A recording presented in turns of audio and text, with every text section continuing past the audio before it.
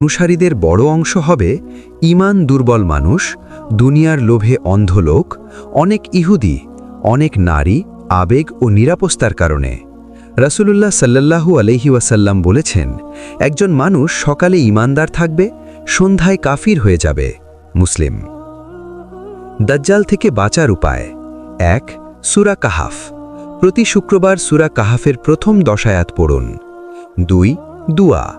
নামাজে পড়ুন, আল্লাহুম্মা ইন্নী আউযু বিকা মিন ফিতনাতিল মাসীহিদ দাজ্জাল। ৩. ইলম ও ঈমান। যে আল্লাহকে চেনে সে কখনো দাজ্জালকে রব মানবে না। দাজ্জালের ফিতনা যখন চরমে পৌঁছাবে ঠিক তখনই আল্লাহ নামাবেন হযরত ঈসা আলাইহিস সালাম।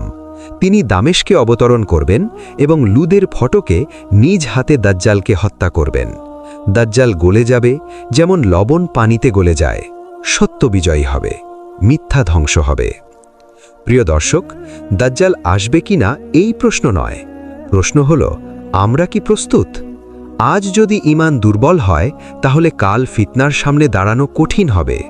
আসুন আমরা কুরআনের দিকে ফিরি, সুন্নাহ আঁকড়ে ধরি এবং আল্লাহর কাছে সাহায্য চাই, কারণ যে আল্লাহর সাথে থাকে দাজ্জালও তাকে হারাতে পারে না।